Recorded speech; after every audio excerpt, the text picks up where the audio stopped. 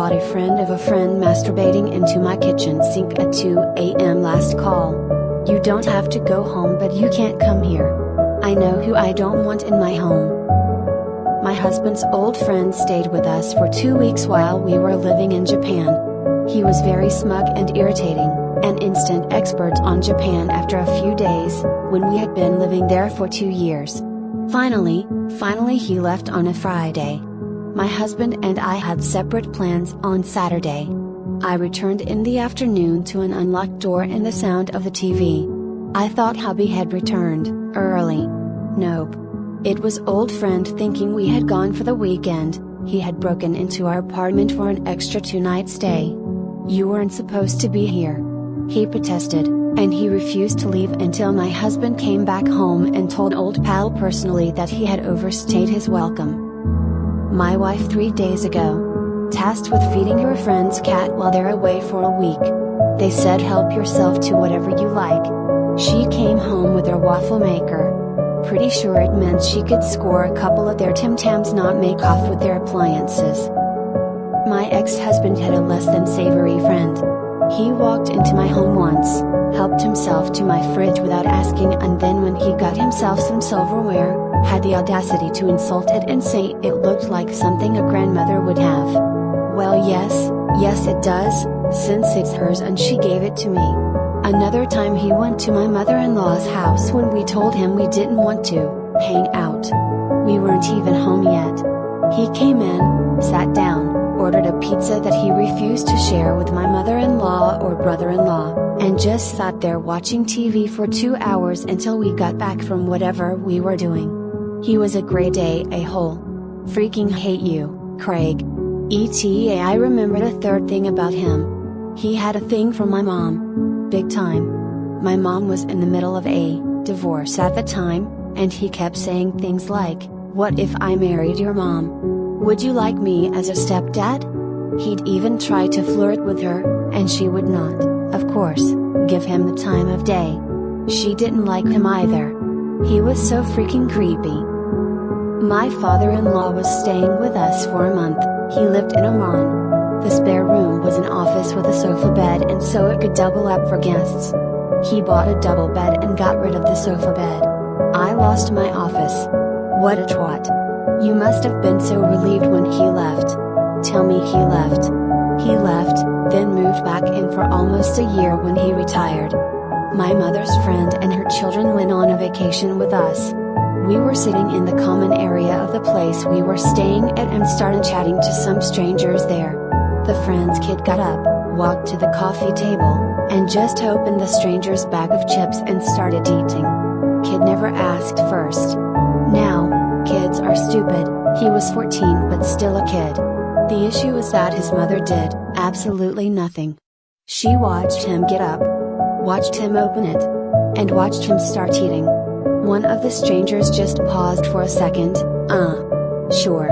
Feel free to eat some. A friend of my significant other's showed up after 11 p.m. on a weeknight with some other random friend. Came home after 11 p.m. every night of the stay knowing we had to work in the morning. They weren't quiet either. Home and ready to party and trying to get us to drink. Spilled things and didn't wipe up, left glassware everywhere, used the fancy dishes, and never picked up after themselves. Never asked me anything about myself, insulted my restaurant recommendations, cheered against my team for no reason when I had the game on, and made a comment about how there must be a lot of gay stuff going on in my brother's rehab stay. Never stopped talking and bloviating, and was just obnoxious to be around. My significant other was pissed when they left but now doesn't seem to understand why I don't want them back. Let a friend and her dog stay at my house over the weekend while I was away. She left my kitchen a disaster, the back door unlocked, and best of all, fleas. I had asked her directly if her dog was on flea prevention and she assured me it was. After all was swarmed with fleas in my living room, I questioned her again and she admitted that the flea prevention she was giving the dog were yeast and garlic tablets. She made no offer to help me treat the house or reimburse me. She was not invited back. ETA, I didn't know garlic was toxic to dogs, so thank you all. Now I know to be extra careful with food prep.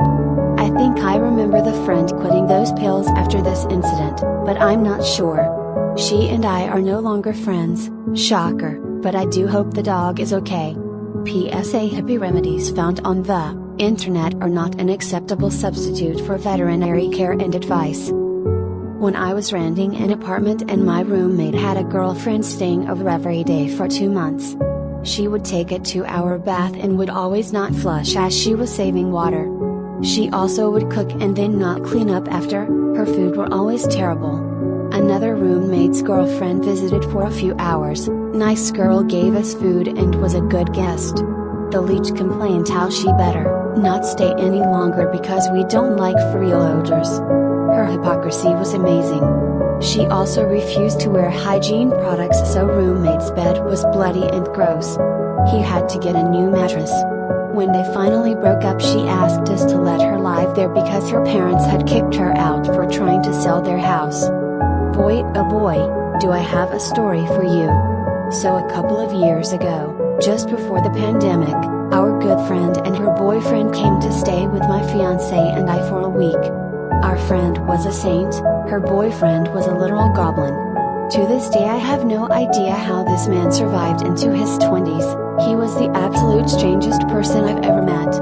Very friendly, but very strange. We'll call him Sven. He was fine for the first couple of days. Took us all out for drinks, acted like a total gentleman. A couple of days in, he decides he wants to be a weed dealer in our neighborhood. For reference, we live in a residential family neighborhood in the hood of our city. There were already several dealers on our block. We tried to convince him this was a very bad idea, specifically because we didn't want the other dealers on our block thinking our house was the competition.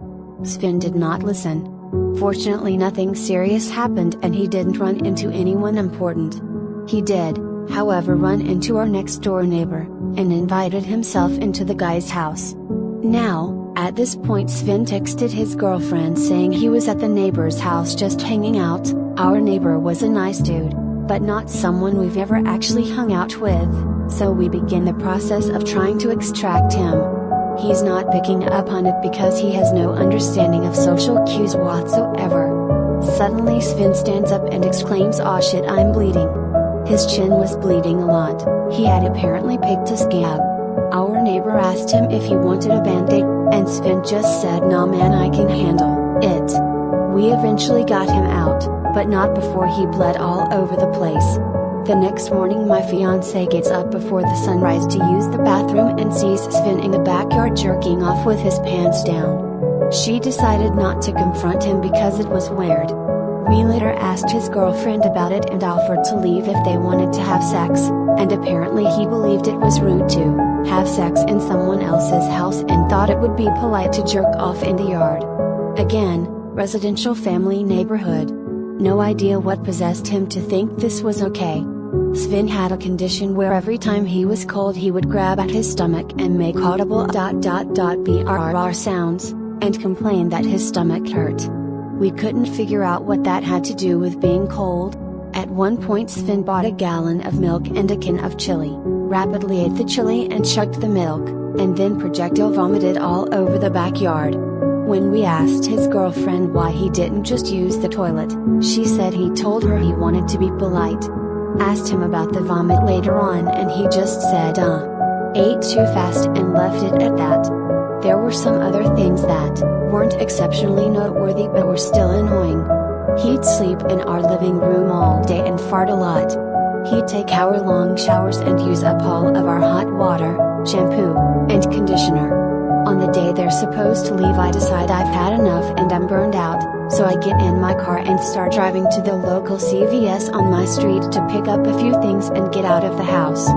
Lo and behold, Sven hops our fence, slides in my passenger door, and says he needs a couple things for the trip so he'd be coming with me.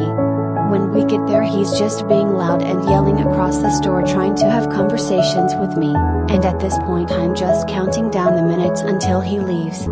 We get to the checkout line, He cuts in front of me, and before the cashier even starts ringing him up, he starts asking for discounts. I believe he asked for the out-of-towners discount and also tried to apply for a credit card at a CVS. When this doesn't work and his stuff comes out to more than he wanted it to, he said, "Aw shit. Hey man, can you get me this drink? I thought I'd be able to get some discounts." I reluctantly add his drink to my basket because I don't want to deal with the hassle. He looks in my basket, which contains shampoo and conditioner to replace the ones he used up, and says, "Damn dude, you go through a lot of swab for a bald guy." No words. My brother's best friend came to live with us for a few months because he wanted to move back to our state. My parents agreed because he was supposed to go to college and they believe college education is important. Well, 8 years later and he is still there. All my parents' children have moved out, but for some reason my brother's best friend is still living there.